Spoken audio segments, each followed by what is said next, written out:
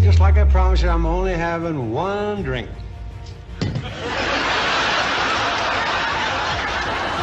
He always said it was just one drink. Well, don't worry, just like I promised you, I'm only having one drink. That line was Dean Martin's shield, the perfect joke that covered up a lifetime of pain. But one night, during a live TV broadcast, the mask slipped. The audience laughed at first. Then they stopped, because what they saw wasn't an act.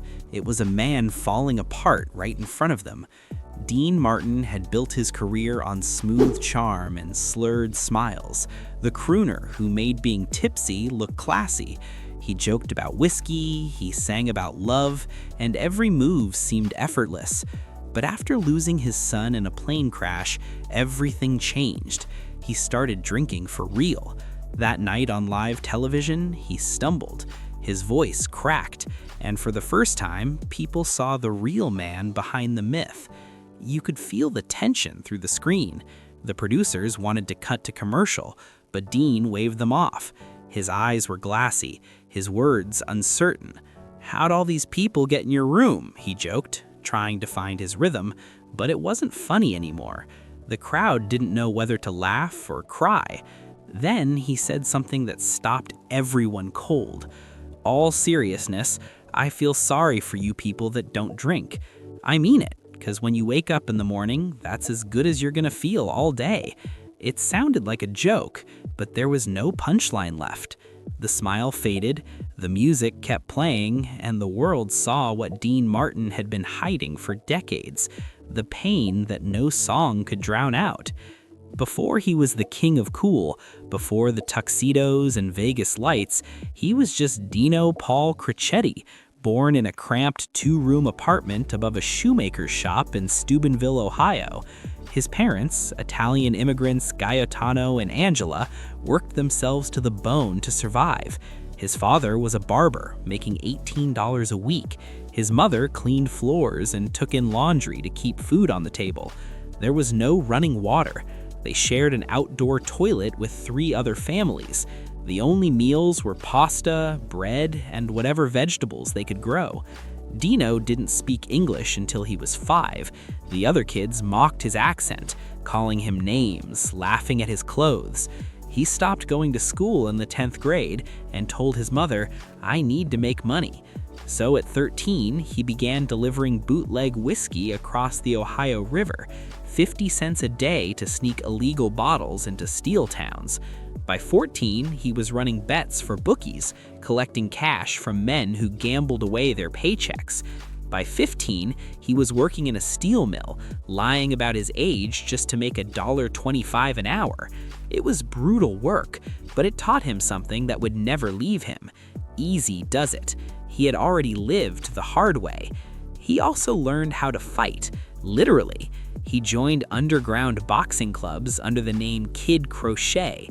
Between 1932 and 1936, he fought 36 matches, broke his nose, shattered his knuckles, and split his lips so badly the scar stayed for life. Every time he smiled, that half-crooked grin carried the memory of pain. Then came the punch that changed everything. During a match in 1936, a blow to the temple knocked him unconscious. He stopped breathing. They revived him 5 minutes later, but he was never the same. The doctor warned him one more hit could kill him, so he quit fighting, and that's when he discovered his real weapon, his voice. At 17, he sang in shady clubs and illegal casinos. He'd deal blackjack in the back and croon to calm gamblers after they lost their paychecks. Mobsters liked him because he was cool under pressure. Federal agents raided the joint twice. He escaped both times through the back alley. By night, he was Dino Martini, a name inspired by the Mills Brothers, whose smooth harmonies he copied note for note. In 1940, Cleveland band leader Sammy Watkins heard him sing and hired him for $200 a week, a small fortune back then. Watkins told him, "Kid, you've got talent, but you need a new name." Dino Cricchetti became Dean Martin. The name sounded American, clean, marketable. And that one change opened the doors that had always been closed to him. He sang across the Midwest, and in 1941, he married his first wife, Betty McDonald. 4 kids, endless tours, and no stability. Dean was never home. The marriage didn't survive, but his career did.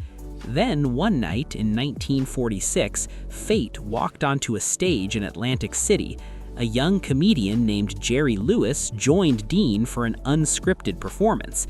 Dean sang, Jerry acted like a maniac, and the audience exploded.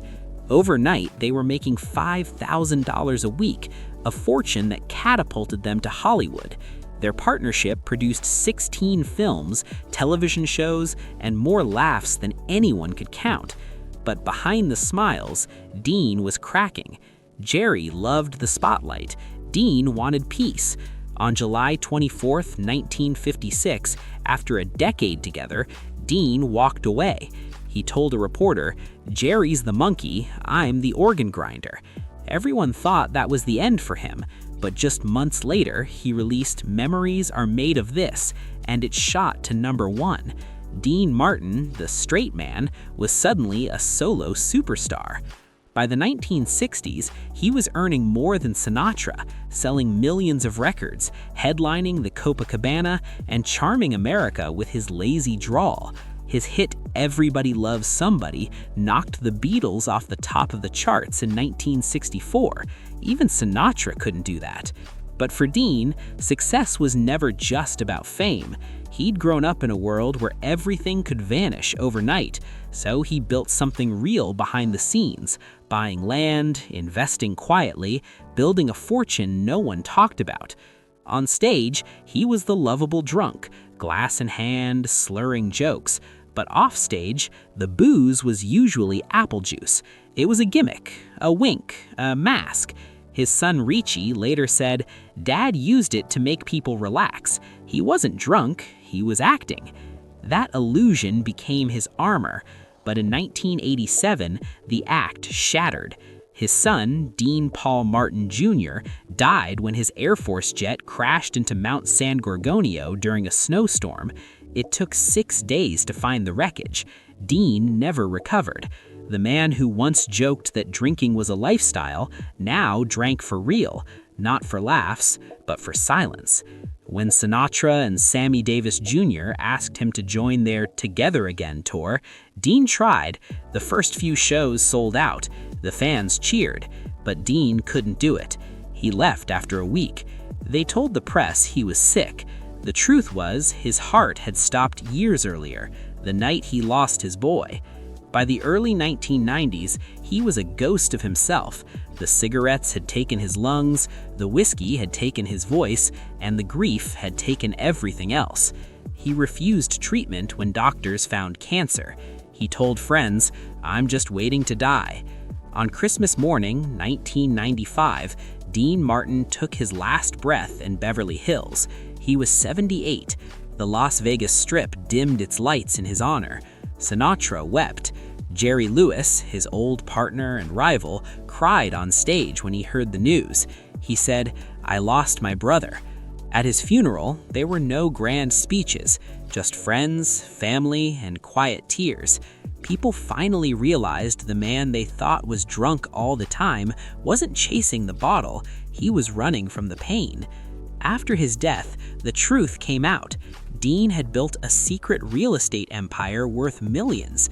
The man who joked about sleeping through life had outsmarted Hollywood, invested quietly, and left behind an estate valued at nearly $30 million.